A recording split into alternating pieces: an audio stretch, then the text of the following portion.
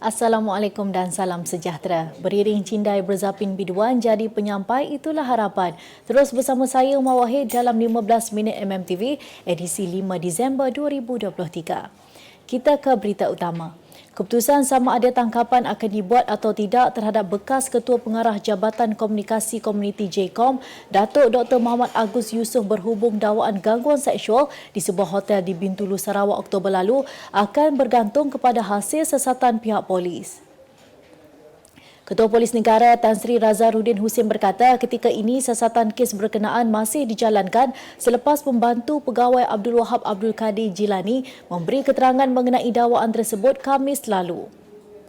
Jelasnya, polis juga akan memanggil mana-mana individu yang boleh membantu siasatan berhubung kejadian terbabit selain kes ini turut disiasat di bawah Seksyen 354 Kanun Keseksaan kerana kesalahan melakukan kekerasan jenayah dengan niat mencabul kehormatan dan Seksyen 377 di Kanun Keseksaan iaitu melakukan kelucahan melampau di tempat awam. Berkongsi mengenai perkembangan siasatan rakaman video perbualan lucah membabitkan Muhammad Agus dan Abdul Wahab yang tular sebelum ini, Razarudin berkata kertas siasatan telah diserahkan kepada Jabatan Peguam Negara pada Jumaat lalu tetapi dirujuk semula selepas polis menemui beberapa petunjuk baharu.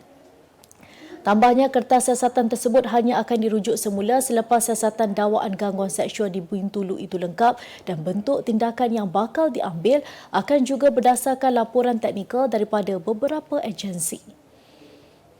Kerajaan sedang meneliti mekanisme pemberian subsidi bagi mengurangkan kadar tiket penerbangan antara Semenanjung Malaysia, Sabah dan Sarawak semasa musim perayaan.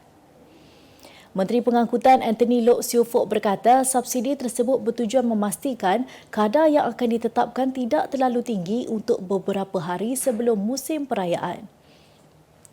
Beliau menjawab soalan Senator Abun Sui Anyit di Dewan Negara hari ini mengenai langkah kerajaan membantu mengurangkan kadar tiket penerbangan yang tinggi semasa musim perayaan di Sabah dan Sarawak. Sementara itu, beliau turut mendedahkan pengambil alihan Mas Wing Sdn Bhd di bawah Malaysia Aviation Group Hornbill Skyway Sdn Bhd masih dalam rundingan. Menurutnya, walaupun pengambil alihan berlaku, Kementerian Pengangkutan masih bertanggungjawab dalam menetapkan dasar obligasi perkhidmatan awam PSO dan kriteria-kriteria kelayakan yang diperlukan. Parlimen Gua Musang kekal milik calon Perikatan Nasional PN Datuk Muhammad Azizi Abu Naim selepas Mahkamah Persekutuan hari ini membatalkan rayuan seorang pengundi Barisan Nasional. Panel 3 hakim diketuai oleh Presiden Mahkamah Rayuan Tan Sri Abang Iskandar Abang Hashim sebulat suara membatalkan rayuan Muhammad Azmi Mahmud yang memfailkan petisyen pilihan raya bagi pihak calon Barisan Nasional Tengku Razali Hamzah. Pada prosiding itu, Peguam Datuk Muhammad Zubairi Husin yang mewakili Muhammad Azmi berhujah anak guamnya wajar diberikan merayu atas alasan beliau tidak memecat pasukan peguam yang mewakilinya ketika di Mahkamah Tinggi Kota Baru. Tambahnya lagi, tindakan Hakim Pilihan Raya membatalkan petisyen itu dilakukan dengan cara yang tidak betul. Panel kemudiannya memerintahkan kos RM30,000 dibayar kepada calon Perikatan Nasional tersebut.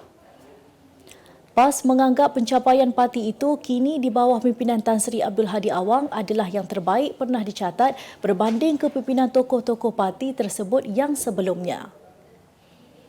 Setiausaha Agung PAS Datuk Seri Taqiyuddin Hassan menegaskan tiada sebarang sebab mengapa parti itu perlu menukar pemimpinnya seperti yang dicadangkan oleh veteran DAP Tan Sri Lim Kit Siang semalam. Katanya lagi, PAS ketika ini adalah parti yang memiliki kerusi terbanyak di Dewan Rakyat jika dilihat dari segi pencapaian secara persendirian. Tambah beliau, parti itu juga menguasai 4 negeri selain mewakili wakil di semua Dewan Undangan Negeri di Semenanjung Malaysia.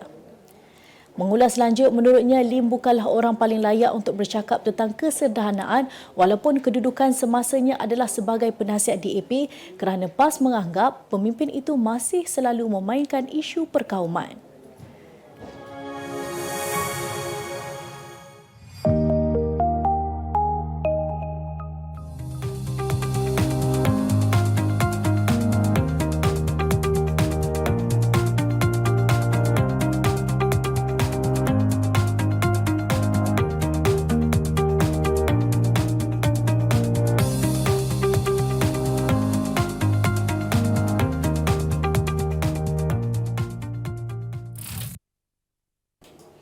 kita kembali lagi.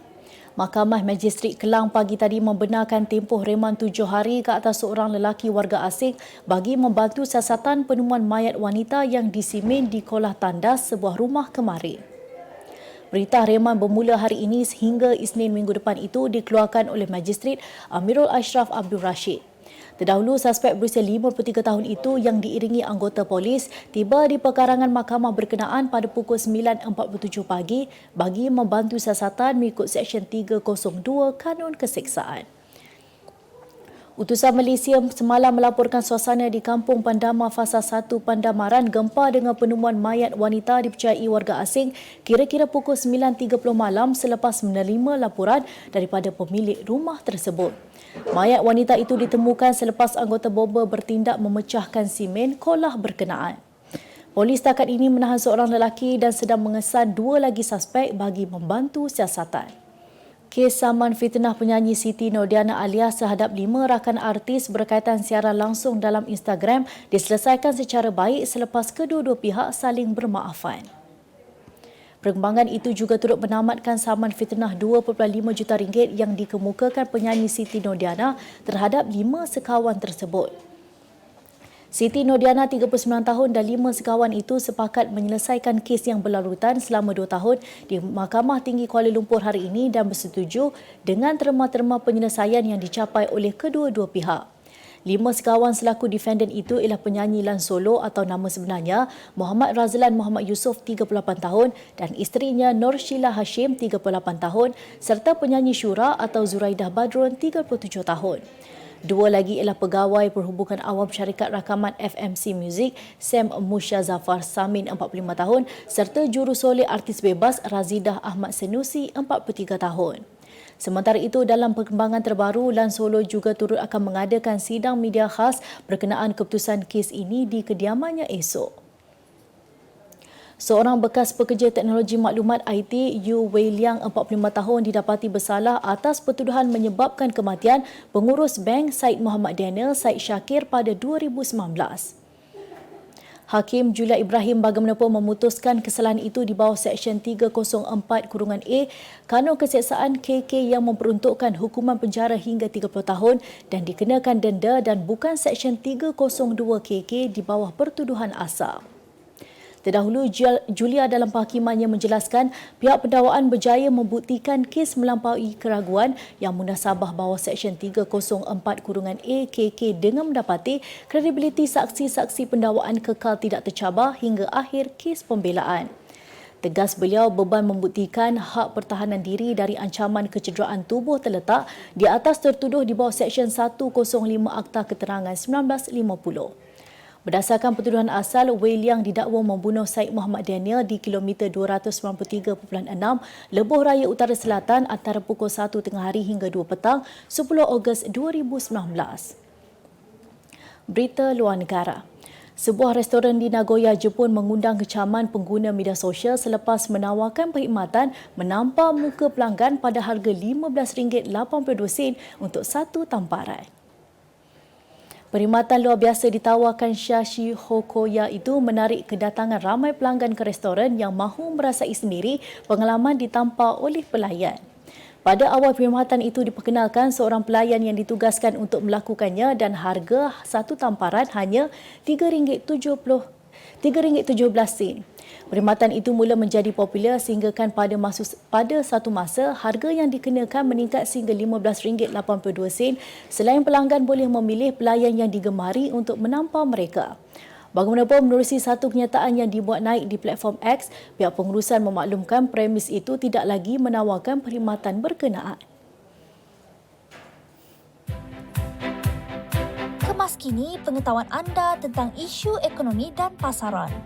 Merangkumi sektor hartanah, perniagaan, keuangan, komoditi, IKS, halal niaga dan dunia korporat. Sentiasa ikuti perkembangan ekonomi semasa di dalam dan luar negara. Semua informasi terkini hanya di hujung jari. Dapatkan edisi ringgit setiap Isnin hanya di Akhbar Utusan Malaysia.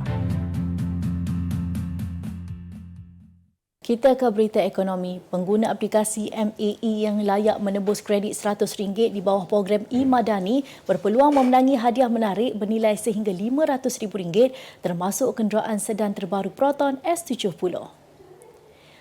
Melalui kempen tebus belanja dan menang yang dianjurkan itu, Maybank turut menawarkan pelbagai hadiah menarik antaranya wang tunai dan bar emas. Dalam usaha sama bagi menyokong perusahaan kecil dan sederhana PKS tempatan, pengguna juga boleh beroleh penyertaan tambahan menerusi ciri Tap, Track and Win apabila mereka membelanjakan kredit e-Madani dengan peniaga-peniaga ini di seluruh negara. Presiden dan Ketua Pegawai Eksekutif Kumpulan Maybank, Datuk Khairul Salih Ramli berkata, Maybank berbesar hati untuk menjadi salah satu daripada 4 e-dompet yang dipilih kerajaan untuk membantu agihan kredit e-Madani. Tambahnya, sebagai institusi kewangan terbesar negara dengan asas pelanggan sekitar 12.4 juta, pihaknya yakin untuk menyokong penuh inisiatif berkenaan dan mencapai sekumpulan besar penerima dengan mudah. Pengurangan kompaun saman trafik sehingga 50% akan dilaksanakan sempena program setahun bersama Kerajaan Madani di pekarangan Stadium Nasional Bukit Jalil, Kuala Lumpur pada 8 hingga 10 Disember ini.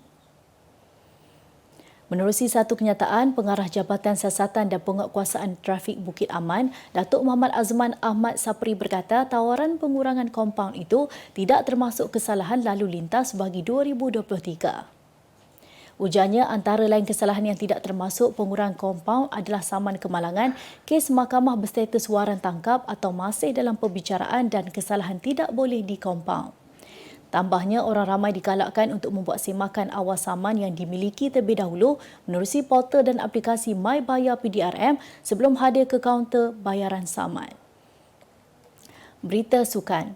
Pasukan Terengganu FC dijangka sukar menggugat kemarahan Johor Darul Takzim JDT untuk mempertahankan kejuaraan Piala Malaysia pada aksi final di Stadium Nasional Bukit Jalil Jumaat ini. Sekiranya berjaya menjulang Piala Malaysia itu, JDT bakal memahat sejarah baru apabila menjadi pasukan pertama bergelar juara quadruple dalam 2 musim berturut-turut. Pemerhati sukan bola sepak Hasnizam Uzi memberitahu walaupun ramai berpandangan pertubungan antara skuad Harimau Selatan dan skuad Penyu adalah seimbang, namun JDT mempunyai kelebihan berbanding pasukan dari pantai timur itu. Katanya JDT yang dibarisi pemain berkualiti di setiap posisi serta berpengalaman luas tampak sukar ditewaskan oleh Terengganu yang diperkuat barisan pemain muda. Skuad Young Tigers perlu menggunakan segala kelebihan yang ada ketika bermain di halaman sendiri bagi mendapatkan kemenangan pertama dalam kempen Piala Dunia Hoki Remaja Lelaki 2023 menentang Chile malam ini. Ketua Jurulatih Hoki Remaja Negara Muhammad Amin Rahim berkata skuad negara dilihat lebih bersedia dari pihak suasana berbanding pihak lawan yang baru tiba dan perlu menyesuaikan diri dengan keadaan persekitaran. Mengulas lanjut, Amin berkata para pemain juga perlu berwaspada dengan pasukan Chile dengan cara permainan pasukan tersebut tidak sama seperti pasukan dari benua Asia dan Eropah. Berdasarkan statistik, Young Tigers tidak pernah tewas dalam 3 pertemuan ke atas Chile dengan kali terakhir mencatat kemenangan 2-1 sewaktu Piala Dunia Remaja 2021 di Bhubaneswar, India. Selepas bertemu Chile, skuad negara akan bertemu juara bertahan Argentina malam esok sebelum melengkapkan aksi kumpulan A menentang Australia pada Jumaat ini. Sebagai penutup 15 minit MMTV hari ini, saksikan laporan cuaca esok Rabu 6 Disember 2023. Jangan lupa dapatkan akhbar utusan Malaysia dan Kosmo untuk berita-berita terkini dan menyeluruh. Assalamualaikum dan jumpa lagi.